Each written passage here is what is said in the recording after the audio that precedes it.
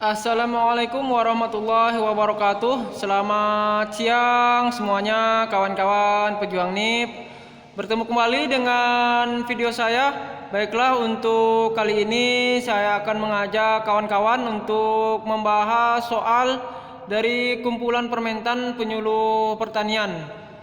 Baiklah, nomor 1. Supervisi, monitoring, evaluasi, dan pelaporan THL TBPP itu dilakukan oleh provinsi, yaitu jawabannya adalah C, 3 bulan sekali kawan-kawan. Nah, di sini kita dengan melihat Permentan nomor 1 tahun 2008 tentang pedoman pembinaan tenaga harian lepas, tenaga bantu penyuluh pertanian.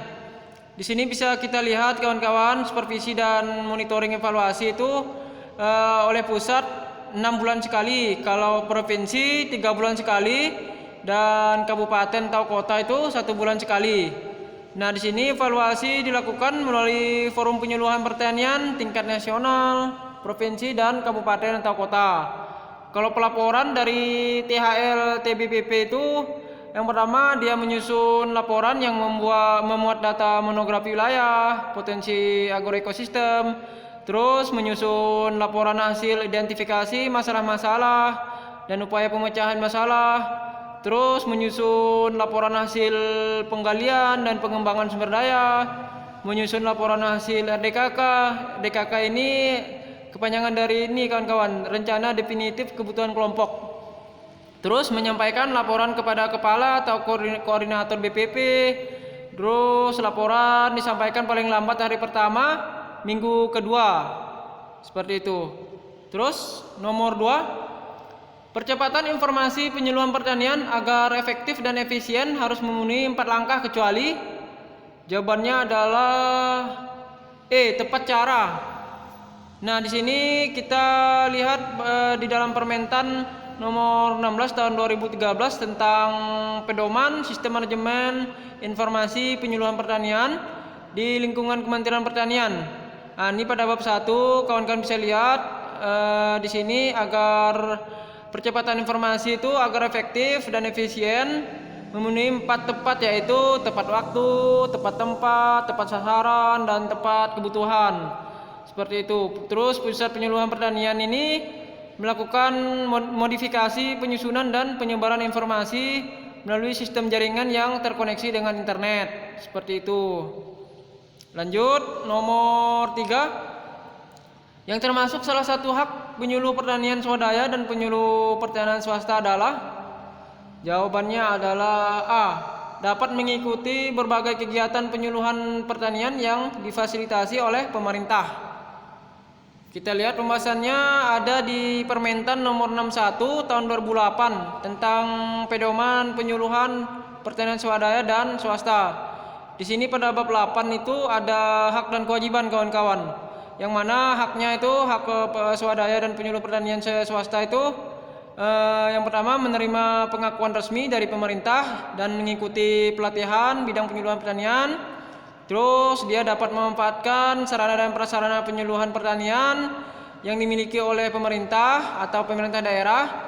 Terus dimungkinkan dapat menerima bantuan biaya apabila mengikuti kegiatan penyuluhan sepanjang tersedia anggaran. Mendapat penghargaan atas tugas pengabdian dan prestasinya. Terus dia dapat mengikuti berbagai kegiatan penyuluhan pertanian yang difasilitasi oleh pemerintah dan atau pemerintah daerah. Nah, kalau kewajibannya melakukan kegiatan penyuluhan pertanian, terus mengikuti pelatihan di bidang penyuluhan pertanian, dan bekerja atas dasar sukarela dan tidak menerima atau gaji sebagaimana penyuluh pertanian PNS. Terus melakukan koordinasi dan konsultasi dengan penyuluh pertanian PNS dan kelembagaan penyuluh pertanian di wilayahnya. Terus juga kewajibannya juga membuat laporan, seperti itu. Nomor 4, menurut Permentan 61 tahun 2008, Departemen Pertanian periode 2004 sampai 2009 mencanangkan program pencapaian swasembada dengan 5 komoditas strategis. Kecuali, yang tanya kecuali.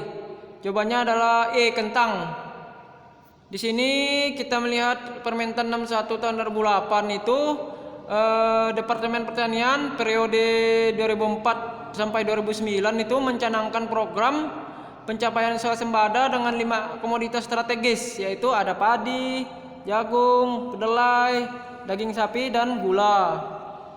Lanjut, nomor 5. Penyuluh pertanian berprestasi yang dicalonkan harus memenuhi syarat telah menjadi penyuluh pertanian secara terus-menerus paling sedikit jawabannya adalah B, 5 tahun. Sini Permentan 55 tahun 2007 tentang pedoman penilaian penyuluh pertanian berprestasi, kawan-kawan. Di sini lengkap, ada sasaran, persyaratan. Nah, persyaratannya di sini. Yang pertama, telah menjadi penyuluh pertanian secara terus-menerus paling sedikit 5 tahun. Terus berlatar belakang pendidikan di bidang pertanian. Nilai DP3 selama 2 tahun terakhir itu bernilai baik.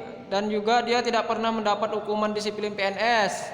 Terus tidak menerima penghargaan sebagai penyuluh pertanian berprestasi tingkat nasional dalam 2 tahun terakhir. Seperti itu, kawan-kawan. Nah, selain memenuhi persyaratan tersebut, dia juga melengkapi berkas seperti identitas calon penyuluh pertanian, terus melampirkan daftar riwayat hidup, terus yang ketiga dia juga melampirkan surat keterangan lokasi tugas BPP, kabupaten, kota, provinsi maupun unit kerjanya, terus melampirkan penghargaan yang pernah diterima, terus surat keputusan pengangkatan jabatan fungsional penyuluh pertanian yang terakhir, kawan-kawan. Terus yang keenam, surat keputusan kenaikan pangkat yang terakhir. Lanjut, nomor 6. Penyuluh pertanian yang mempunyai kualifikasi teknis atau penunjang profesional yang pelaksanaan tugas dan fungsinya mensyaratkan teknis di bidang penyuluhan pertanian disebut. Jawabannya adalah A, penyuluh pertanian terampil. Dimana kalau penyuluh pertanian ahli itu mempunyai kualifikasi profesional yang pelaksanaan tugas dan fungsinya mensyaratkan penguasaan pengetahuan, metodologi, dan teknik analisis di bidang penyuluhan pertanian. Kalau penyuluhan pertanian swadaya itu adalah pelaku utama yang berhasil dalam usahanya dan warga masyarakat lainnya yang dengan kesadarannya sendiri mau dan mampu menjadi penyuluh. Penyuluh pertanian swasta itu penyuluh yang berasal dari dunia usaha dan atau lembaga yang mempunyai kompetensi dalam bidang penyuluhan. Seperti itu, kawan-kawan. Terus lanjut, nomor 7. Penyusunan pedoman teknis penyuluh pertanian termasuk dalam, itu masuk dalam jawabannya adalah C, pengembangan penyuluh pertanian.